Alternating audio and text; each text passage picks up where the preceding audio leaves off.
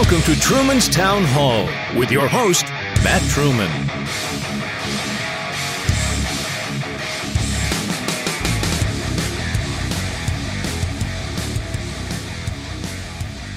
Hello, this is Matt Truman. Thank you for downloading this episode. Thank you for sharing with a friend. I am sorry that it's been so long since we did a podcast. It's been, I guess, a couple weeks. So just wanted to say sorry about that. Today we'll just catch up a little bit. We'll go over what the City Council work session is for the 16th of July. We'll talk about a Dayton Daily News article I read today about the school board. And then we'll send it off and we'll be done with this podcast. And I will start paying attention a little more to what is going on in the Brick City, because I am back in the Brick City, back home. And it's good to be back home. I've missed it. There's a lot of things I haven't seen in a while. Had some classic pizza the other day. That was good. Got to always hit the classic pizza. UDF ice cream. I've missed UDF ice cream.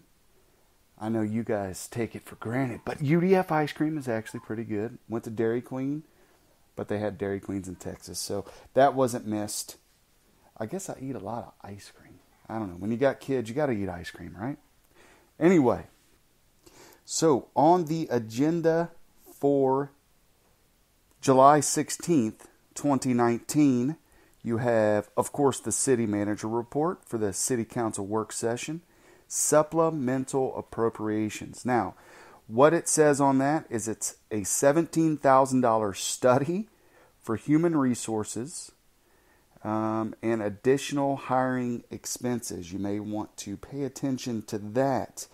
Waterline assessment for 8120 Bell Fountain Road. There's a group out there called Bicentennial Barn LLC. They're requesting that the city provide funding for a portion of the cost of constructing the water main extension along Bell Fountain Road from Center Point 70 through the use of special assessments. So, you may want to pay attention to that. Natural hazard mitigation plan.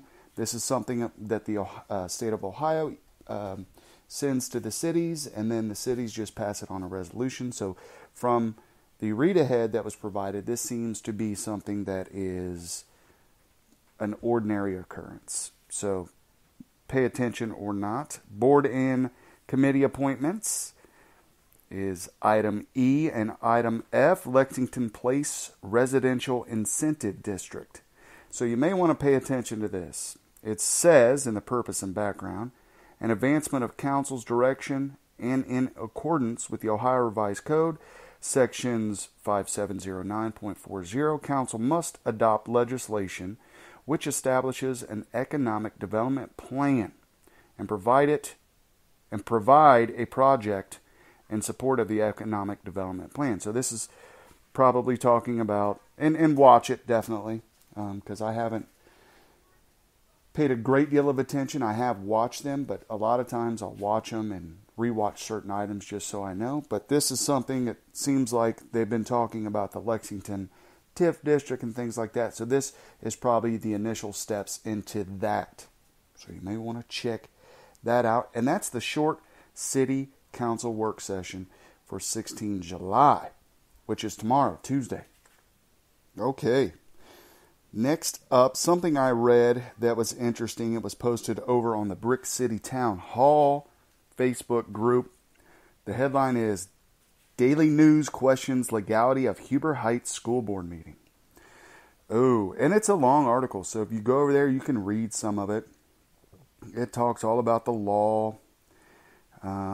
It talks about the meeting notice going out at 5 p.m. on Wednesday. So not quite 24 hours given. There's a lot of interesting things in here. One of the things that the Daily News says is a Dayton Daily News reporter was the only person present other than 3 Huber Heights School Board members, the treasurer and retiring superintendent. So that is interesting. A representative of the, this is from the Daily News as well, a representative of the Auditor of State's office. Can I read? I don't know. I went to Heber Heights City Schools. No, I'm just kidding. Jiminy Christmas. It's my fault. A representative. I'm going to try this again. You can laugh. You're allowed to laugh. It's okay. A representative of the Auditor of State's office said late Thursday, see, I got to read it slow, Thursday, that if such guidance exists, they were unable to find it. And they were talking about guidance for the meeting. I guess it was an emergency meeting last Thursday. Ohio's Open Meeting Act requires school boards, city councils, and other groups to conduct public business in open meetings with certain notification requirements to give citizens a reasonable ability to observe. Locally, Dayton Public Schools has been sued twice recently over Open Meeting Act issues. In one case, being a meeting wasn't called properly to non-renew an employee's contract. A court has ordered DPS to pay the terminated employee more than $42,000. So, there have been court cases in the past. I saw also that there is a new person throwing their hat in the ring to run for school board. I think I saw that. It may have been on their personal page, so I don't want to shout their name out yet, but I believe if you read around, you'll see that there are people looking to run for the school board.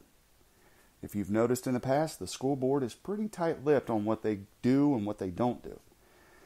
And with the, let's just say it, with the district ratings, that's probably not a good thing to be tight-lipped. You're going to have more people coming out and they're going to want to run for the school seats. They're going to want to change the district to improve it.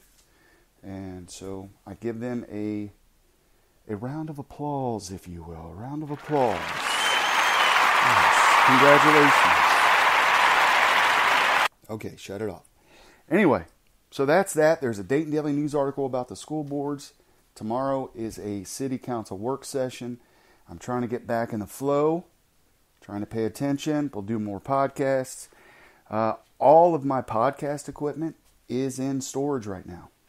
So we're in the process of getting a house.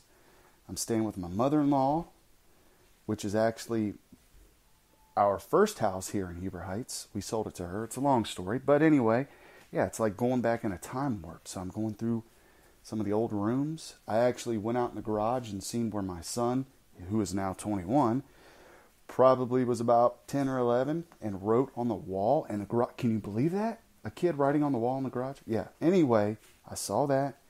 It's like a time warp. And it's good to be back in the Brick City. We've had a lot of fun. We went out to the stargazing event. Went out to that, and that was a lot of fun. Saw the Parks Director, Josh King, out there. Saw Mr. Council Member Glenn Otto, Council Member Richard Shaw. They were out there. And, yeah, it was a good time. Kids got to see Saturn, I believe Venus. My youngest son, who's the science geek of the family, one of them anyway, he was trying to get the the people to scan over on Pluto, which they had to explain to him. There are no telescopes on Earth that can view Pluto. But he was adamant about wanting to see Pluto. So one of them did oblige him and punched it in. They had this like telescope with a computer attached to it. I don't know. I can't explain it. And then he started typing in different coordinates, and it would just scan the horizon, boom, and then lock in on something. Wow. That's amazing. So good ups on the city. Mr. King for scheduling all. There's a ton of events. So, talking off script here. I don't even have a script, but talking off script. There are a ton of events happening in the city that you can take your kids to. You may enjoy. A lot of cool stuff. Check it out. I know there's a bunch of stuff that I looked at that I liked, and I think the kids will enjoy. So, with that, I want to say it's good to be home, and I hope to see everybody out in the streets, and I hope to, say hi, whatever. Good to be back. Talk to y'all later.